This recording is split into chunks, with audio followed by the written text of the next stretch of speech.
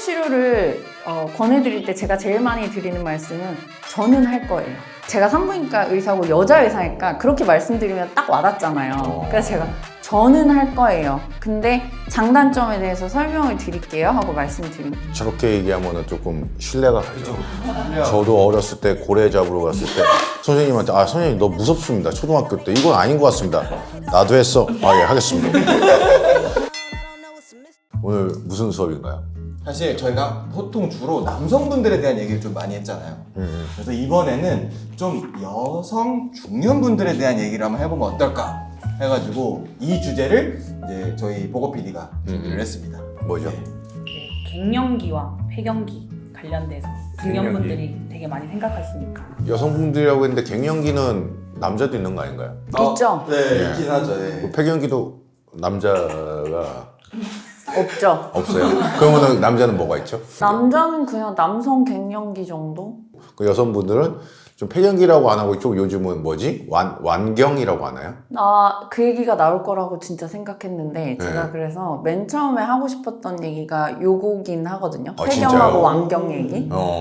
정말 꼭 짜고 치는 것처럼 이렇게 완경 얘기를 해주셔서 너무 감사합니다. 그게 말이 조금 어감이 달라서 조금 그렇게 바꾼 거 아닌가요? 어쨌든 자기소개 한번 먼저 부탁드리죠. 저는 우리 동네 산부인과라는 유튜브를 운영하고 있는 산부인과 전문의 홍혜리라고 합니다. 안녕하십니까. 처음 뵙겠습니다. 네, 처음 뵙겠습니다. 네. 폐경에 대한 얘기를 할 때 요즘은 완경 얘기가 꼭 나오거든요. 예전에 불임이라고 했던 거를 난임으로 바꾼 것처럼 폐경이 어감이 안 좋으니까 완경으로 바꾸자라는 얘기들을 하는데 사실 이게 폐경의 그 한자에 대한 환자분들의 그러니까 비의료인들의 이해도가 약간 떨어져서 그런 것 같기는 해요. 그 폐경의 폐가 뭐 이렇게 다친다 할 때 폐인데 이게 폐기물에 무슨 폐를 쓰는 것처럼 비의료인들이 생각을 많이 해서 이게 기분이 안 좋다. 그러니까 뭔가 내가 폐기물이 되는 느낌이다. 해서 이제 완경으로 바꾸자는 얘기를 많이 하시는데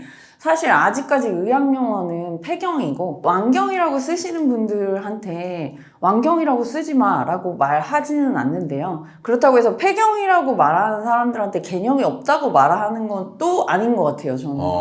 궁금해. 그럼 완경의 완은 뭐예요? 완료됐다 할 때 이제 완경 뭐 이런 식으로 내가 이걸 다 잘 끝냈다라고 해서 완경으로 하자라는 움직임이 있는 것 같아요. 가끔 외래 와서 얘기하세요.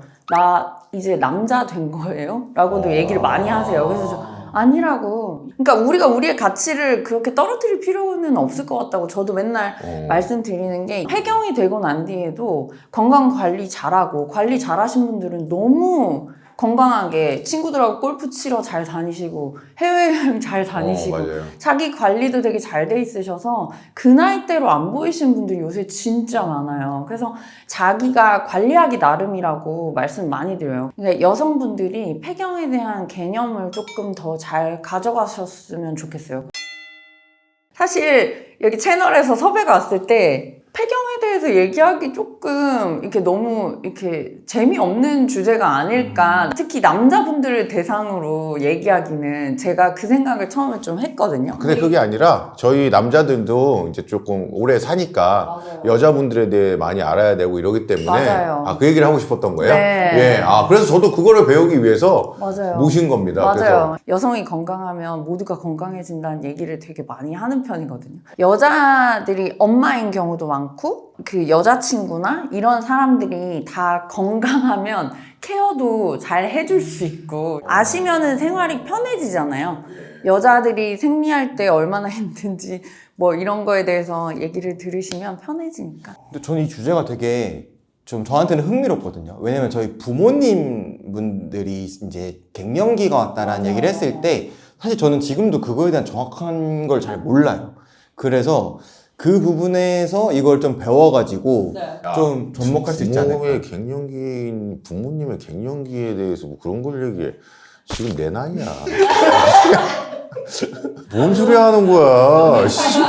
지금 내 나이야. 그래서 저도 그게 조금 대비를 하고 싶어가지고 여기는 부모님이라고 하는데 저는 제 대비를 하고 싶어가지고. 저도 여자가 산부인과 의사일 때 되게 큰 장점이 그냥 제가 어떻게 살아가면 될지 여성으로서 그게 눈에 쫙 보이잖아요. 그러니까 제가 나이가 어렸을 때는 이제 피임 학회에서 공부를 되게 열심히 하다가 이제 임신하고 출산할 때는 또 모체태아 학회에서 공부를 열심히 하다가 이제 저는 40대가 돼가지고 40대가 되니까 이제 저는 폐경밖에 남은 게 없으니까 폐경학회에서 또 이제 내가 어떻게 적용을 시키면 될까에 대해서 저한테 대입을 시키면서 되게 강의들을 열심히 듣고 공부를 하고 있기는 하거든요. 아까 이 뭐 부모님의 폐경 이런 얘기 하셨지만 폐경이 일찍 되신 분들도 있어요. 조기 폐경 이런 거 들어보셨어요? 네, 조기 폐경이라는 것도 있어요. 그래서 폐경을 분류를 하자면 조기 폐경이 있고 이른 폐경이 있고 그냥 자연 폐경이 있어요. 그러니까 조기 폐경은 만 40세 이전에 폐경이 되는 거예요. 만 40세 이전에 네, 드문 일이죠. 드물죠. 1에서 한 5% 정도인데 없진 않아요. 제 환자 중에 20살 언저리인데 폐경이 되신 분들이 예? 20대. 그러니까 근데 그거 왜 그런 이게 거예요? 진짜 답답한 게 원인이 없어요. 집안에 조기 폐경이 된 히스토리가 있으면 조기 폐경이 될 가능성이 조금 높은데 잠시만 죄송합니다. 뜬금없이. 유전일 수 있다는 얘기예요? 그쵸. 유전일 수? 유전일 수 있죠. 네. 그래서 이 조기 폐경이 참 좀 속상하고 그런 게 환자분들이 출산을 안 한 상태인 분들이 되게 많잖아요. 물론 우리가 뭐 출산을 꼭 해야 되는 건 아니지만 내가 할 수 있는데 안 하는 거하고 못해서 못하는 거는 되게 다른 거라서 환자분들이 그 상실감이 되게 큰 편이고요. 뒤에서 말씀드리겠지만 자연 폐경에서는 호르몬 치료가 옵션이거든요. 해도 되고 뭐 안 해도 되고 이런 건데 조기 폐경은 호르몬 치료가 그 환자분들한테는 필수적이라고 볼 수 있죠. 폐경이라는 게 꼭 50대 뭐 40대 여성에게만 오는 게 아니고 조기 폐경이 오는 분들도 있기 때문에 사실 여성분들이 무월경, 생리를 안 하는 일이 생기면 병원에 빨리빨리 가서 검진을 해보셔야 돼요. 실제로 제 환자도 33이었고 이제 뭐 결혼 출산 안 하신 분인데 생리가 규칙적이셨어요. 근데 딱 요 최근 한 2-3달 정도 생리 주기가 이상해서 왔더니 폐경이었어요. 야, 그거 어떻게 해야 돼?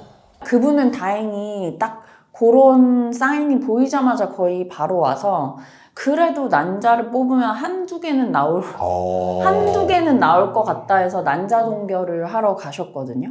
한두 개를 그럼 얼려놓으신 거예요? 한두 개라도 얼려놓으면 일단 보험처럼 있기는 하니까 요새 우리 평균 그 초산 연령이 33? 뭐 이렇게 됐거든요. 그러니까 출산에 대해서 생각도 안 하다가 갑자기 이제 나 애는 어떡하지? 뭐 이런 생각들 때문에 엄청 복잡해 하셨죠. 이게 되게 중요한 게 조기 폐경도 있기 때문에 요거는 꼭 미리 검진을 해보셔야 되고 이제 아까 말씀드린 이른 폐경이 있거든요. 요거는 40세 이전, 요거는 45세 요 사이에 폐경이 되면 이제 이른 폐경이라 부르고요. 그 다음에 그냥 자연 폐경 같은 경우는 우리가 보통은 만 47세에서 한 52세 정도? 요 정도 되면 이제 괜찮다고 봅니다. 조기 폐경과 반대로 좀 늦게까지 하시는 분들도 있죠. 몇 세까지가 있어요? 되게 러프한데 이거는 60대 초반까지도 나 생리하는데 하는 경우도 있어요. 근데 그런 분들은 보면 부정출혈을 생리로 알고 계시는 분들도 많고 그러면은 이제 요 나이대 정도 됐는데 폐경이 완전히 된 게 아니면 가임력이 있다는 얘기죠. 임신을 할 수 있는. 네, 맞아요. 그럼 몇 살까지 우리가 피임을 해야 될까? 제 환자 중에는 첫째가 군대 갔는데 생리를 안 하니까 몇 달 생리를 안 해서 폐경인 줄 알아서 폐경 검사하러 뚫레뚫레 병원에 오셨는데 애가 있네요. 이렇게 그래? 있어요. 네. 그래서 저희가 완전 폐경이 확진되지 않으면 55세, 만 55세까지는 반드시 피임을 하라고 합니다. 진짜요? 네, 있어요. 이게 정말 있어요. 배란도 너무너무 잘 되고 뭐 생리도 규칙적으로 잘 하시고 하면 50대에도 임신이 됩니다. 이게 그러면은 폐경이면은 네. 병원에 가서 산부인과에서 의사 선생님이 지금 이제는 폐경이세요, 뭐 완경이세요 네. 이런 얘기로 진단을 딱 받는 게 좋은 건가요? 아니면 그냥 혼자 생각하는 게 나은 건가요? 이것도 되게 중요한 질문인데, 그래서 일단 폐경의 정의에 대해서 말씀드리면, 폐경의 정의는 1년 동안 생리를 안 하면 마지막 생리로부터 1년이 되는 시점에 저희가 폐경이라고 임상적으로 진단을 해요. 정확한 정의는 난소가 기능을 안 하게 되면 그게 폐경인 거죠. 왜냐하면 40세 이전이나 뭐 이런 환자들도 생리를 안 할 때 검사를 해보면 다른 원인에 의해서 무혈경이 되는 경우는 있어요. 갑상선에 문제가 생겨도 우리가 생리를 잘 안 하고요. 뇌종양 중에 유즙분비 호르몬, 우리 모유가 나오게 하는 호르몬이 있는데 그 호르몬을 분비하는 뇌종양이 있어요. 그런 뇌종양이 있어도 생리를 안 해요. 근데 그렇게 생리를 안 하는 환자들한테 저희가 폐경이라고 하진 않거든요. 그래서 1년 동안 생리를 안 했다. 내가 요 나이 때다. 그러면 사실 폐경 됐나 보다 하고 그냥 사실 보셔도 괜찮아요. 꼭 병원에 와서 폐경을 확진해야 되거나 그러진 않거든요. 근데 요런 나이대에 만약에 내가 생리를 한 3개월 정도 생리를 안 했다. 그러면 병원에 와서 검사를 해보시는 게 좋죠. 이제 우리가 어떤 의학적인 정의를 봤으면 이제 어떤 증상이 생기는가를 보는 거잖아요. 그리고 이런 증상이 생겼을 때 주변에서 챙겨주실 수 있잖아요. 제가 산부인과 의사가 된 지 2009년부터 이제 의사를 계속 하고 있는데, 딱 한 명 아들이 정말 너무 스윗한 아들이었는데 엄마가 너무 우울해하니까 자기가 인터넷에 검색을 해보니까 엄마 이거는 폐경 증상인 것 같아. 병원에 한번 가봐 해서 엄청 좋아지셨어요. 그분은 호르몬 치료를 하고 난 뒤에. 그래서 지금부터 제가 폐경기 증상들을 말씀드릴 테니까 주변에 이런 증상을 겪고 계신 지인들이 있으면 병원에 좀 보내주시면 좋을 것 같아요. 일단 증상은 초기 증상이 있고요. 그 다음에 중기 증상이 있고 후기에 생기는 것들은 사실 질병이 생기는 거죠. 이게 폐경이 된 지 시간이 오래 지나면 질병들이 생기는 거고요. 초반에 생기는 증상들은 보통 급성기 증상이라서 얼굴 화끈거리고, 그거는 되게 많이 들어보셨죠? 얼굴이 열이 올라오는데 가운데에서부터 훅 올라와요. 그러니까 몸의 중심에서부터 사지로 다 퍼져나가는데 이쪽에 대부분 집중돼 있어요. 그게 느껴지는 거죠? 느껴져요. 평소엔 안 그랬는데 네, 갑자기 열이 확 올라와요. 그게 그리고 옆에 남자도 느껴져요? 아니요. 안 느껴지죠. 날로? 에네르기 같이 그렇진 않고, 아니 왜냐면 제가 만났던 여자들은 항상 그렇게 화가 나 있는 것 같아서. 걔네들은 20, 30대인데 왜 다 우리 그렇게 남편도 맨날 화가 나 왜 있지? 나한테 맨날 화내 그렇게 근데 얘기하는데, 이거 뭐 진단을 옆에서 내릴 수 있다라는 얘기를 해주는데 여자들은 그냥 화가 나나 봐요. 남편이나 남자친구를 보면 그냥 화가 나나 봐. 네, 이거 괜히 지금 이거 영상 괜히 보면 모든 남자친구들 남편들이 산부인과 가볼까 이럴까봐 이거 장사 잘 되시려고 하는 거 아니에요? 환자 많이 하려고? 그런 20, 30대는 잘 생각해 보시면 PMS, 생리전 증후군일 수 있어요. 그 비슷한 거예요? 화가 난다는 면에서는 비슷해요. 네, 근데 이거는 화라기보다는 열이 오르는 거죠. 열이 가운데서부터 훅 올라와서 요 상체 위주로 좀 있어요. 그래서 환자분들이 제일 많이 얘기하시는 게 시도 때도 없이 갑자기 열감이 확 올라오고 등이 뜨겁고, 다른 사람들은 겨울이라서 춥다 그러는데 나는 선풍기를 끼고 산다. 다른 사람들은 괜찮다 그러는데 나는 에어컨을 틀어야 된다. 이런 얘기를 되게 많이 하세요. 근데 이게 열이 오르니까 우리 몸에서는 이 열을 어떻게 해야 돼요? 식혀야 되죠. 그러니까 식은땀이 미친 듯이 나는 거예요. 야 그렇게 되면 네. 그냥 그래서 환자들이 밤에 자다가 침대 시트가 다 젖어서 깼다. 땀에? 네, 땀에 젖어서. 그런 얘기를 되게 많이 하시고요. 그게 초기 증상이에요. 그런 초기 증상들, 그리고 가슴 두근거리는 거. 우리가 이런 것들을 혈관 운동성 증상이라고 하거든요. 가만히 있는데 가슴이 두근두근두근두근. 그래서 환자들이 심장내과도 되게 많이 가보고 그런 증상들이 많이 생깁니다. 근데 초반에 있는 증상들은 영원히 가는 건 아니고, 그리고 뭐 죽고 사는 문제들이 생기지는 않아요. 근데 이제 이 중반에 생기는 것부터는 내 생활에 불편함을 줍니다. 제일 먼저 이제 환자분들이 불편하다 느끼는 게 이게 질이 좀 건조해져요. 관계할 때도 아프고, 평소에 이렇게 걸을 때도 약간 이렇게 뭐 들러붙는 것처럼. 그래서 제가 제일 많이 비유 드리는 게 뭐냐면, 마른 입을 계속 벌리고 있으면 되게 이렇게 침이 안 나올 때는 쩍쩍 달라붙으면서 좀 불편하고, 그 다음에 군내도 나는 것 같고 뭐 그렇잖아요. 질이 똑같이 됩니다. 그러니까 그렇게 말라요. 그래서 환자분들이 폐경되고 난 뒤에 성교통으로 진짜 병원에 많이 오시거든요. 관계하려니까 너무 아프다. 그리고 리비도도 엄청 떨어져요. 예, 남자분들은 테스토스테론이 이렇게 감소한다 치면 여자들은 에스트로겐이 이렇게 떨어지니까 예, 이 갭 차이가 되게 심하게 나는 거거든요. 호르몬이 으와 이렇게 가다가 이렇게 떨어지는 거죠. 예, 이게 문제예요. 예, 그러니까 늘 우리가 호르몬의 노예다 뭐 이렇게 얘기하는 게 정말 죽을 때까지 계속 그렇게 되는 것 같아요. 그래서 이런 에스트로겐이 부족해지면서 질에만 문제가 또 생기는 게 아니고 방광에도 문제가 생겨요. 힘들어 하시는 게 뭐냐면 사람들이랑 다 같이 내가 맥주 마시고 막 웃고 떠들고 하는데 나만 화장실 5번 갔다 왔어. 이런 얘기 되게 많이 하시고 요실금 아시죠? 기침하면 소변 새고 하는 증상들. 그런 증상들이 요실금이 기침하면 소변이 나와요. 네, 기침하면 소변이 새고 뛰면 소변 새고 남자도 그래요? 남자들보다 여자들이 압도적으로 더 많죠. 네. 알겠습니다. 남자분들은 전립선 관련된 수술을 하시면 요실금이 좀 생기죠. 전립선이 요도를 받쳐주다가 얘네가 없어지니까 그때는 요실금이 좀 생기는데 남자분들보다 여자들이 압도적으로 많이 생기는 제일 큰 원인이 임신과 출산. 그래서 출산하시고 나면 요실금 증상이 가뜩이나 생기는데 출산하고 좀 괜찮았다가 폐경되고 난 뒤에 확 심해지는 경우가 많이 생겨요. 그런 증상 때문에도 병원에 진짜 많이 오십니다.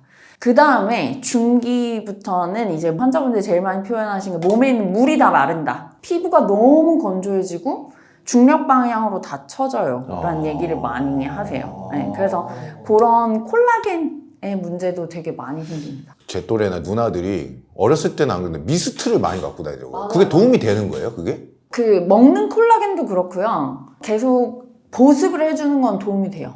무조건. 네, 무조건. 그럼 콜라겐이 먹는 콜라겐도 효과가 있는 거예요? 저도 이제 피부과를 다니니까 피부과 가서 선생님한테 먹는 콜라겐도 도움이 돼요 했더니 안 먹는 것보다는 훨씬 낫다고 먹으라고 하더라고요. 네, 그래서 드시면 뭐 좋은 것 같아요. 여기까지도 죽진 않아요. 죽는 문제는 안 생기는데 이제 폐경이 되고 난 뒤에 급격히 생기는 질병들이 있습니다. 거기까지 넘어가기 전에 하나 물어볼게요. 이게 다른 병들은 초기에 잡으면은 이게 안 넘어가잖아요. 근데 이거는 초기에 잡는다고 해서 다음으로 안 넘어가는 게 아니잖아요. 그렇죠. 그냥 초기에 이런 일이 있으니 이거에 대해서 그냥 알고 있어라예요. 알고 있어라도 있고 폐경기 호르몬 치료들을 조금 하면 이런 그래프가 약간 둔화가 되죠. 그러니까 그 과정에서 약간 조금 편안한 게 맞아요. 조금 지낼 수 있다는 맞아요. 거죠. 이렇게 고칠 수 그쵸. 있고 이게 늦출 수 있고 이게 아니라. 그렇죠. 폐경이 늦어질 수 있는 방법이 있냐는 질문을 그래서 되게 많이 하시거든요. 병원에 오셔서 이게 생리 좀 더 길게 할 수 있게 호르몬이 계속 나올 수 있게 하는 방법이 있냐 하는데 없죠. 사실 안티에이징이 천천히 늙게 만드는 거지 안 늙게 만드는 건 아니잖아요. 안타깝게도 폐경은 완치 개념이 아니고 점점 계속 나빠지는 방향으로만 갑니다. 이 질병면에서는 제일 문제가 되는 게 뭘까요? 골다공증이거든요. 되게 많이 들어보셨죠? 그죠. 그래서 어머님들 보면 이렇게 하다가 찝었는데 부러지고 이렇게 어디 그냥 픽 했는데 여기 부러지고 이런 것들 보셨을 거예요. 제일 많이 부러지는 데가 손목, 그 다음에 고관절, 허리 그런 식으로 많이 부러집니다. 그래서 특히 이제 어머님들은 이렇게 넘어질 때 짚는 거 되게 조심하시라고 저희가 얘기 많이 드리거든요. 이제까지 그 에스트로겐이라고 불리는 여성 호르몬들이 하는 역할이 뼈 건강을 도와주는 거고 테스토스테론이 남자분들은 그걸 대신하고 있는 거고 그리고 에스트로겐이 또 하나 하던 역할이 혈관을 튼튼하게 만들어주는 거였어요. 혈관을 되게 단단하게 그리고 찌꺼기가 안 끼게 만들어주는데 그런 게 확 없어지는 거죠. 남자분들처럼 테스토스테론이 천천히 줄어들면 그나마 괜찮을 텐데 우리는 이렇게 떨어지니까 골 밀도, 뼈의 강도가 줄어드는 속도가 여자들은 30대부터 아주 서서히 내려오거든요. 근데 50대에서 60대 사이에 이렇게 떨어져요. 그래서 저희가 호르몬 치료를 시작하는 것도 50에서 60세 사이에 제일 많이 시작하는 이유가 그 나이 때 이 감소 속도를 조금 더뎌지게 하려고 하는 겁니다.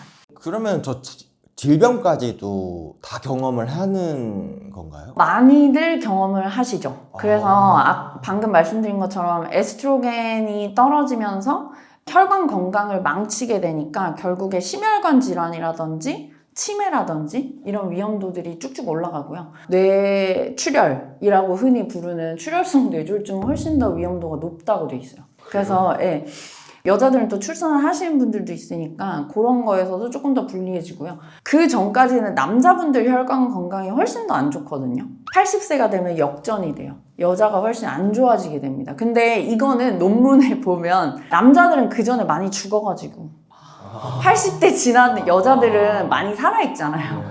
근데 그때까지 살아있는 80대는 어때요? 건강한 80대겠죠? 그러니까 비교했을 때 여자가 더 안 좋은 걸 수도 있다라는 결론이 있었어요. 근데 그게 되게 납득이 되잖아요. 네. 그래서 80대 정도 되면 그게 역전이 될 정도로 문제가 생기게 됩니다. 약간 우울해진 게 뭐냐면 오래 살아봤자 이제 새로운 경험을 하는 게 아니라 새로운 병들을 얻게 되는 거네요. 저도 그렇고 그래서 이제 그 생각이 되게 우울해지는 거예요. 우리 어머니도 뭐 새로운 병들을 받아들이면서 살아가는 거겠지만 아 이제 나도 이제 새로운 추억과 경험보다는 새로운 아픔과 그런 거를 얻게 되는 삶을 사는 건가 이 생각이 좀 우울해지네요. 그래서 저는 40대 초중반에 병원에 이제 산부인과는 정기검진 많이 오시니까 정기검진 오신 분들한테 지금부터 이제 몸을 만들자, 대비를 많이 하자라고 얘기를 많이 드려요. 그래서 이제 지금부터 말씀드릴 것들은 내가 폐경을 어떻게 하면 좀 현명하게 준비를 해서 예방 방법들이 있으니까 그걸 어떻게 하면 될지를 말씀을 드릴게요. 폐경기 호르몬 치료라는 게 있어요. 처음에 나왔는데 호르몬제를 먹이니까 사람들 피부도 너무 좋아지고 심지어 남자 교수님들은 와, 씨, 내가 먹고 싶을 정도다. 라고 하셨었어요. 피부가 너무 예뻐지고 사람들이 기분도 좋아지고 이 우울감이라든지 폐경 이후에 오는 그런 상실감 이런 것들도 우울감도 좀 덜해지고 사람들 너무 좋은 거죠. 그렇게 해서 모든 사람한테 다 먹였어요. 내가 지금 50대인데 먹으니까 너무 좋은 거야. 그래서 70대에는 우리 엄마도 먹이면 좋겠다 해서 다 먹여봤더니 이게 폐경된 지 10년이 지난 사람 또는 만 60세 이상의 환자들한테는 안 좋은 영향을 더 많이 끼치는 거죠. 아까 제가 혈관을 건강하게 해준다고 에스트로겐을 말씀드렸잖아요. 근데 그건 내 몸에서 나오는 에스트로겐이 그렇고 어느 정도 시간이 지나버리면 이미 혈관이 망가져 있기 때문에 외부에서 넣어주는 에스트로겐은 오히려 피가 끈적끈적하게 만들고 혈관 건강을 더 망치는 거죠. 그래서 타이밍 이론이라는 게 나왔어요. 저희 과에서. 이제 10년 이내에 호르몬 치료를 빨리 시작해주거나 아니면 만 60세 이전에 호르몬 치료를 해야 이거는 득이 된다. 그 이후에는 오히려 해로우니까 하지 마. 이렇게 바뀐 거죠. 그리고 호르몬 치료를 하면 아까 말씀드렸던 그런 얼굴 화끈거림, 심장 두근거림, 그 다음에 질건조증, 그 다음에 이런 골다공증 예방에도 아주 탁월한 효과를 가지고 있습니다. 그러면 환자분들이 얼마나 해야 돼? 라고 얘기를 많이 하세요. 보통은 저희가 최소한 3년에서 5년 정도 보거든요. 3년에서 5년 정도 하면 이런 골다공증 예방 효과도 아주 뛰어나고 제가 맨날 말씀드린 게 때깔이 달라요.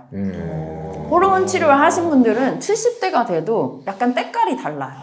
그렇기 때문에 호르몬 치료를 권해드릴 때 제가 제일 많이 드리는 말씀은 저는 할 거예요. 그러니까 제가 산부인과 의사고 여자 의사니까 그렇게 말씀드리면 딱 와닿잖아요. 그래서 제가 저는 할 거예요. 근데 장단점에 대해서 설명을 드릴게요 하고 말씀드립니다. 저렇게 얘기하면 조금 신뢰가 가죠. 저도 어렸을 때 고래 잡으러 갔을 때 선생님한테 아 선생님 너 무섭습니다. 초등학교 때 이건 아닌 것 같습니다. 나도 했어. 아 예 하겠습니다. 저희 아들들 다 시킬 거예요. 예? 포경. 꼭 했으면 좋겠어요. 야 너희들 잘 생각해. 야 이거 보고 있지? 함부로 듣지 마. 무슨 얘기했죠? 다 까먹었어요. 내가 맞는다. 네. 집중해서 들으셨네요. 감사해요. 나는 아니요 저는 그 포경 안 할 거라고. 뭔 얘기한 거예요? 나는 안 할 거다. 난 너네 나이면 안 할 거다. 난 안 할 거다. 네. 나는 할 거다. 나는 안 할 거다. 나는 꼭 할 거다. 나는 안 할 거다. 나는 호르몬 치료를 꼭 할 거다. 예. 이렇게 얘기를 드려요. 호르몬 치료 국민건강보험이 되거든요. 환자분들이 이게 보험이 안 돼서 가격이 비쌀까봐 또 되게 신경 쓰세요. 왜냐면 맨날 먹어야 되는 약이에요. 이거를 3년, 5년 이렇게 먹는다 치면 이제 비용이 신경이 쓰이잖아요. 한 달에 몇천 원이래요. 그러니까 비용은 진짜 걱정 안 하셔도 되고 약이 되게 종류가 많아졌어요. 왜냐하면 아시겠지만 자본주의 시장에서는 돈이 몰리는 쪽으로 가야 되잖아요. 그래서 일례로 유방암이 전 세계 여성암은 거의 1위를 달리고 있으니까 거기에 맞춰서 제약회사에서 유방암에 대해서는 투자를 엄청 많이 해요. 그게 진리니까, 자본주의에서는. 그러니까 폐경 쪽에서도 연구가 엄청 많이 되고 있어요. 왜냐면 폐경 인구가 진짜 많아졌잖아요. 그러다 보니까 그쪽으로 이제 약들이 되게 많이 나오고 있긴 합니다. 호르몬 치료에 대해서 궁금하시면 일단 가까운 산부인과에 가서 이제 주치의들하고 상의를 해보시면 진짜 좋을 것 같은데, 비용적인 면에서는 걱정을 많이 안 해도 된다. 근데 호르몬 치료에 그럼 단점은 없냐라고 물어보시면 유방암 위험도는 올라가요. 아, 그래요? 네. 7년 이상 하면 한 1.2배 올라간다 돼 있습니다. 1.2배라 그러면 또 많은 것 같은데 하시는데 이 절대적인 숫자를 봐야 되잖아요. 10,000명 중에 한 4명에서 6명 정도? 그러니까 9,990명 정도는 그냥 위험도 없이 잘 쓴다는 얘기거든요. 근데 유방암은 어차피 우리가 호르몬 치료를 하나 안 하나 1년에 한 번은 유방 검진하면서 잘 보셔야 돼요. 유방암 너무 흔하기 때문에. 특히 우리나라는 지금 영상 보고 계신 분 중에 혹시 40대 중반에서 50대 중반 정도의 여성분들이 보고 계시다면 요 나이대가 제일 많아요. 우리나라는.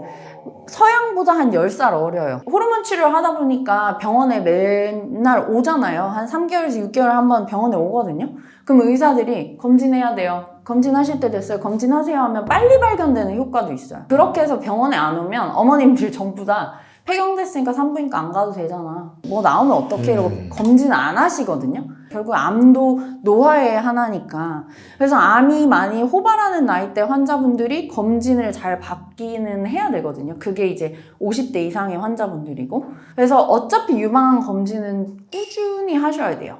그리고 또는 이 사람의 히스토리를 봤더니 가족력이 막 이모도 유방암, 외할머니 유방암, 막 언니 유방암 이래서 유방암 고위험군인데 이러면 저희가 안 시키죠. 호르몬 치료하지 말고 유방암 잘 보자. 이렇게 해서 그냥 유방암 검진만 잘 시키는 경우도 있어요. 어쨌든 유방암 위험도는 올라가는 게 팩트기는 하니까 환자분들이 그거에 대해서는 충분히 상의를 하고 충분히 생각을 하신 다음에 결정하긴 하셔야 돼요. 다른 암도 있잖아요. 대장암은 오히려 줄어들어요. 대장암도 많이 걸리거든요, 요새는. 그래서 대장암은 줄어들고 유방암은 조금 늘어나고, 다른 암들은 자궁 내막암이나 뭐 난소암 같은 경우는 위험도를 안 높인다고 돼 있고요. 그래서 뭐 다 더해보면 빵이다 라고 얘기를 하죠. 그리고 이런 호르몬 치료 외에도 특히 폐경되신 분들은 아까 골다공증이 제일 문제라고 그랬잖아요. 그래서 뼈 튼튼해지는 데 도움이 되는 비타민 D는 꼭 챙겨서 드시는 게 중요하고요. 그것보다 훨씬 더 중요한 거는 살찌지 않는 게 중요해요. 왜요? 넘어졌을 때 무게 때문에 충격이에요? 아니요. 오히려 뚱뚱한 사람은 골다공증이 덜 생겨요. 왜 그러냐면 중력이 눌러주잖아요. 그러니까 뼈는 더 단단해지고 대신에 관절염 많이 생기죠. 가뜩이나 우리가 에스트로겐이 없어지면서 혈관 건강이 안 좋아지고 이제 찌꺼기들 많이 끼고 한다 그랬잖아요. 근데 살이 쪄 있으면 이제 더 문제가 되고요. 그래서 이제 제가 40대 초반 환자분들이 오면 이제 폐경 대비하자고 하는 것 중에 제일 중요한 게 운동을 정해드리는 거죠. 환자하고 어떤 운동할지를 상의하고 어떻게 하면 살이 안 찌고 바깥 활동을 계속 유지를 시킬 수 있을까를 얘기를 제일 많이 하는데, 요즘 학회에서 더 많이 이슈가 되는 거는 골다공증보다 근감소증이에요. 근육이 없는 거. 네.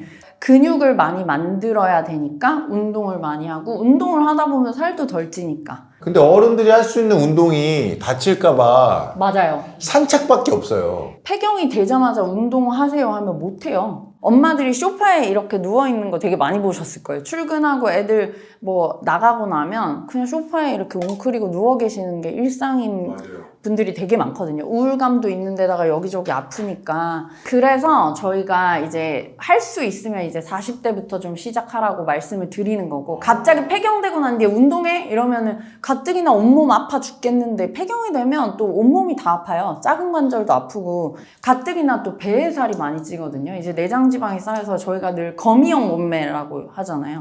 허벅지 쪽에는 근육 빠지고 맞아요. 이쪽은 얇아지고 이렇게 되거든요. 남자도 그렇죠. 그쵸. 그러니까 허벅지 근육을 많이 만들어야 돼서 저희가 어르신들한테 제일 많이 말씀드린 거는 계단 올라가는 것만, 내려오는 건 하지 말고 이 옆에 발을 잡고 계단을 조금 숨차게 올라가는 거 하시는 게 쉬지 않고 그쵸, 쉬지 않고. 계속 천천히라도 이렇게 움직여서 그렇죠. 근데 이게 산은 내려와야 되잖아요, 무조건. 그래서 사실 등산은 별로 안 좋아요, 어르신들한테. 생각보다 운동을 많이 해야 돼요. 주 2회 이상 이제 숨차게 150분. 한 번에 150분이요? 아니요, 합쳐서? 그러니까 다 합쳐서. 다 합쳐서요? 네. 와, 그래서 진짜 이게 많네요. 생각보다 운동량이 많아야 돼요. 운동 뭐 하셨어요? 체중 좀 줄이셨어요? 하면 아이 뭐 동네 한 바퀴씩 산책해요. 뭐. 아무 도움도 안 돼요, 그거는. 그리고 저는 소액이라도 돈 들이는 운동을 하라고. 왜냐하면 돈을 안 들이면 환자들이 안 움직여요, 사람들이. 맞아요. 심리상 이게 돈이 아까워서라도 나가야 되거든요. 맞아요. 그 다음에 또 중요한 게 바깥에 나가서 이렇게 좀 외부 활동을 계속 유지하시는 게 정신 건강에 또 좋아요. 이게 되게 우울해 하시거든요. 되게 위축되고 사람 만나던 거 있으면 계속 만나고 줌바 댄스도 되게 많이 권해드려요. 그게 되게 신나니까. 그래서 계속 밖에 나가서 뭔가 우울하지 않게 햇빛도 보면서 사람 만나라는 얘기를 되게 많이 드려요. 그래서 캬바레가 있잖아요. 아니 제가 웃기려고 하는 게 아니라 어렸을 때는 잘 몰랐거든요. 네. 근데 캬바레가 그렇게 나쁜 것만은 아니더라고요. 왜냐하면은 우리 어머니 아버님들이 저 뭐 무슨 얘기를 하는지 어쨌든 거기 뭐 움직일 수 있는 곳이고 뭐 맞아요. 대화할 수 있는 사람도 있는 곳이기 이거 때문에 뭐 맞다고 얘기하기 조금 어렵다. 저도 뭐 이게 맞다고 하는 건 아닌데 그 폭삭 속았수다에서도 그 학시 아저씨 와이프가 이제 그런 식으로 분출하는 그걸로 나갔었잖아요. 중년 아니었지만. 그래서 뭐 그럴 수도 있겠다. 아니야 또 논란될 수 있으니까 아닙니까? 아닙니다. 그냥 이렇게 얘기하겠습니다. 아닙니다. 그리고 중년에 이제 성관계도 되게 중요하잖아요. 네. 그러니까 아까 말씀드린 것처럼 질이 되게 건조해지고 일단 기본적으로 리비도가 떨어지기 때문에 성욕이 그렇게 남편분들은 급격히 떨어지진 않고 그리고 남자들은 사실 약이 너무 잘 나와 있어요. 팔팔정, 비아그라, 일라그라, 뭐 자이데나 뭐 이렇게 해서 약이 너무 잘 나와 있거든요. 여자분들은 가뜩이나 내가 온몸 아프고 막 성욕도 떨어지고 질도 건조한데 하려고 하면 너무 싫다고 다 이제 나는 선생님 안 하고도 살 수 있어 다 이러고 많이 오시거든요. 근데 되게 중요한 거는 이걸 좀 좋게 만들어서 저는 성관계를 좀 열심히 하시라는 얘기를 되게 많이 드리긴 해요. 이게 안 하다 보면 더 하기 싫고 더 아프거든요. 그럼 어떻게 좋게 만들어요? 호르몬 치료를 꼭 먹는 약 말고도 우리는 질로 넣는 이제 호르몬제들도 있어요. 그래서 그런 걸 넣어주면 좀 부드러워지거든요. 그리고 성욕이 너무 떨어지신 분들은 호르몬제 중에 티볼론이라는 성분이 들어있는 거는 약간 성욕이 생기게도 해줘요. 약간. 네. 그리고 아주 떨어진 분들은 테스토스테론을 치료하기도 해요. 남성 호르몬을 조금 주면 성욕이 조금 좋아지는 경우도 있기는 한데 근데 그건 부작용이 목소리 굵어지고요. 수염 나고 그런 거 아니에요? 털이 좀 굵게 나거나 그런 일들이 생겨서 되게 주의해서 쓰기는 하고요. 그런 의미에서도 호르몬 치료하고 관계 많이 하시라고 얘기를 드려요. 저희 병원은 이제 막 요실금이나 이런 진료도 하다 보니까 폐경기 환자분들이 오셔서 그런 성관계에 대한 상담도 진짜 많이 하시거든요. 제 방에 아까 그 미스트 있잖아요, 미스트. 제가 미스트를 너무 좋아해가지고 거의 브랜드별로 미스트가 다 있어요. 그래서 이렇게 뒤에다가 그냥 놔뒀거든요. 이렇게 제가 꺼내서 쓰려고. 근데 이제 이분이 원하시는 게 이제 본인이 이제 요실금 수술을 하면서 이제 다른 튜닝도 조금 하고 싶다. 근데 우리 남편이 사이즈가 좀 괜찮아. 이렇게 하는데 얼굴에 이제 자신감. 괜찮아. 우리 남편 좀 괜찮아. 이런 표정으로 이제 하시더라고요. 그래서 제가 그러면 보통 제가 평균으로 맞추는 사이즈는 요 정도인데 혹시 뭐 어느 정도 되는지 여쭤봐도 될까요? 이거는 잘못된 거예요. 의사 선생님들이 이렇게 일을 하시면 안 되죠. 왜요? 사이즈가 괜찮아요. 그러면은 그거에 맞게 수술을 해야 되니까 남편분을 모셔오세요. 그래서 남편분 걸 확인하고 이렇게 해야 정확하게 맞는 수술을 할 수 있는 거죠. 그래서 그분이 제 미스트를 딱 지목하시면서 저거 굵은 저거 혹시 미스트가 아니라 스프레이였나요? 그래서 와 진짜? 이러면서 와 이분은 이제 그 사별하시고 이제 남친이 생기셨는데 연하남 있어요. 연하남인데 연하남이어도 60대 70대이신 그치, 거죠? 그치. 예. 그쵸. 뭘 오야? 20대 생각했어. 연하남인데 이분은 이제 좋은 거예요, 리비도가. 그래서 이제 하시려고 했는데 잘 안 된 거죠. 안 들어간다는 거 아예. 이분 너무 크대요. 그래서 제가 뭐 그 나이 때 뭐 얼마나 그럴까? 이러고 이제 본인의 그 질 입구를 예전에 수술을 하셨어서 약간 터달라고 오셨어요. 그래서 진짜 안 들어가니까. 안 들어갈 정도에서. 그래서 정상 범위 내로 텄거든요. 근데도 팔로업으로 오셔서 저한테 나 아물기 전에 한번 해봤는데 하면 안 되는데 한번 해봤는데 안 들어가 이러시는 어이구. 거예요. 그래서 제가 버티기는 힘든데 했더니 어떡하지? 이러고 이제 그러면 제가 조금만 더 터볼게요 하고 이제 수술 한 번 더 하기로 했어요. 근데 한 번 더 하기로 한 날 그분이 같이 오신 거예요. 남자친구가. 근데 이제 제가 그분을 못 쳐다보겠는 거예요. 에이, 뭐, 쳐다보면 딱 보자마자, 맞죠? 맞죠? 딱 이렇게 해야지, 바로. 저기 시골에 사시는 농사 짓는 커플이셨거든요. 까만 비닐봉지를 저한테 툭 던지면서 이 사이즈에 맞춰줘? 이러시는 거예요. 그게 뭐야? 딜도였어요. 농사 얘기는 왜 해요? 무슨 농산물이 나올 줄 알았는데. 저는 가지 이런 게 나올 줄 알았어요. 그래서 저도 뭔가 먹을 거나 이런 거 있었어요. 까만 비닐봉지에 그냥 이렇게 길쭉하게 툭 던지니까. 그래서 제가 그걸 수술장에 들고 들어가가지고 이제 진짜로? 맞추려고 이렇게 했는데 그건 도저히 이게 그런 사이즈가 진짜 큰 걸 갖고 오신 거예요. 아저씨, 봐봐요. 이랬구나. 그래! 제가 그렇게 얘기했어요. 진짜요? 아니 보호자분, 네. 아저씨는 아니고 네. 보호자분 진짜 이 사이즈시냐고. 정말 이건 들어갈 수가 없어요. 그러니까 제가 아무리 해도 이걸 다 터도 이거는 말이 안 된다 했더니 납득을 하시는 걸로 봐서는 이 사이즈는 절대 아닌 거지. 그럼 왜 이걸 갖고 오는 거야? 그러니까 그래서 아니 이거 너무 힘들었다. 제가 이거랑 비슷하게라도 맞추려고 이거 한다고 너무 고생했는데 진짜 이 사이즈 맞으세요? 했더니 저를 못 쳐다보시더라고요. 이제 눈을 못 마주쳐. 근데 이제 자기는 최대한 터달라고 제가 봤을 때 제일 큰 사이즈를 들고 오신 것 같긴 해. 그러니까 중년도 얼마나 열심히 하는 사람들이 많은가. 나이가 들면 들수록 이제 남편분들도 발기력이 떨어지고 이제 강직도가 떨어지고 문제가 생기잖아요. 근데 여자들이 이제 또 출산한 분들은 또 늘어나는 경우도 있고. 그럼 이제 상호가 맞춰가는 거죠. 가끔 저희 병원에 수술해달라고 오세요. 질 좁히는 수술 해주세요. 이러고 오시거든요. 출산 이후에? 네.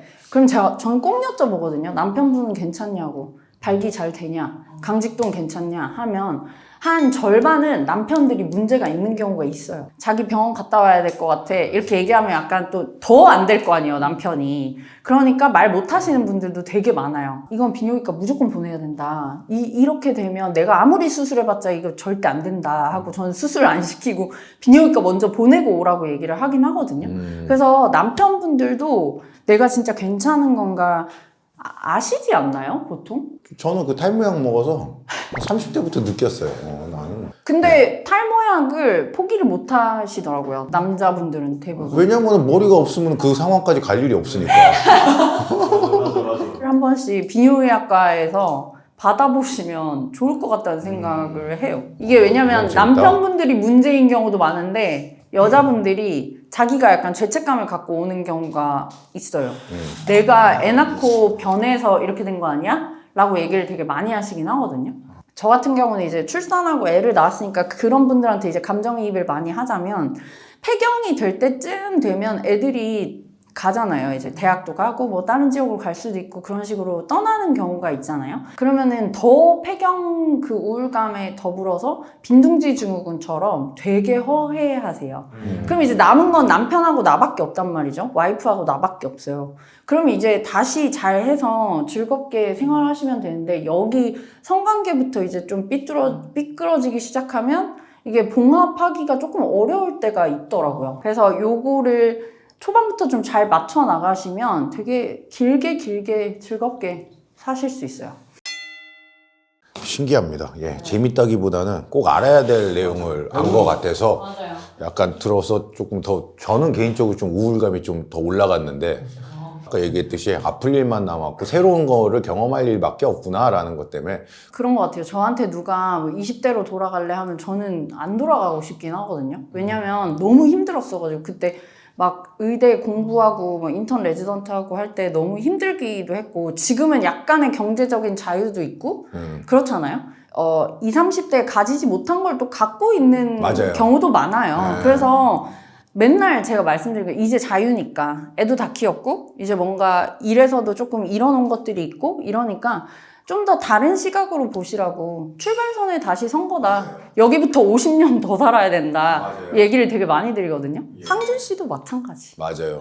그러니까 저는 결혼 안 했기 때문에 이렇게 또 새롭게 이제부터 마음을 먹고 재밌게 살 수 있을 것 같다 생각하는데 결혼하신 분들 용기를 내셔서 새로운 삶 장난이고 좀 더 자극적인 주제가 아니어서 너무 죄송한데. 아니요 이게 너무 재밌어요. 이게 아닌가요? 제가 모르고 살 뻔한 내용인데 이걸 알게 돼서 너무 좋고 자극적인 거를 굳이 그렇게 할 필요 없어요. 네. 왜? 조회수 충이세요? 이게 앞서도 저도 유튜버로서 네. 조회수를 신경 안 쓸 수가 없기 때문에 근데 개인 유튜브를 하시는 거예요? 저희 우리 동네 산부인과라고 병원? 37만 정도 되는 네, 그래요? 유튜브 채널. 저는 네. 유튜브 구독자에 뭐 연연 안 해요. 그 병원은 누구 병원이에요? 병원도 저희 병원이죠. 셋이서 유튜브를 먼저 하다가 병원은 개원. 아, 세 분이서 병원을 차리신 거예요? 그럼 그 병원 안 가지 유튜버가 하는 병원이야? 의사가 하는 병원이 아니라 이씨 유튜버가 하는 병원이네. 의사가 하는 유튜브. 의사였는데 유튜브를 먼저 잘 돼서 이제 병원을 했구나. 원래 개업을 하고 있었고 어디예요 거기 위치가? 신사에 있어요. 강남? 좋은 데 있으시죠? 내가 여자였으면 맨날 갔지. 근데 진짜 제가 꼭 말씀드리고 싶은 게 남자분들은 가끔 이제 뭐 그런 얘기 있잖아요. 뭐 너 생리하냐? 뭐 그날이냐? 여자한테. 네. 또는 이제 와이프한테나 뭐 누구한테는 갱년기야? 이렇게 그냥 툭 던지는 말에 특히 이제 갱년기 환자분들이 그런 말에 되게 상처 받으실 때가 많아요. 그래서 뭔가 얘가 신체적인 변화가 생기고 있구나. 이 사람이 그런 변화 때문에 힘들어 하구나. 그런 생각을 조금 해주실 수 있으면 좋겠어요. 이게 자기들도 마음대로 안 돼서 병원에 와서 막 우시는 분도 있어요. 왜 그렇게 짜증이 나는지 모르겠다고. 병원비가 없어서. 아니, 아들한테 이제 너무 짜증내고 남편한테 너무 짜증내고 그게 자기도 감정 컨트롤이 되게 안 된다고 얘기를 많이 하세요.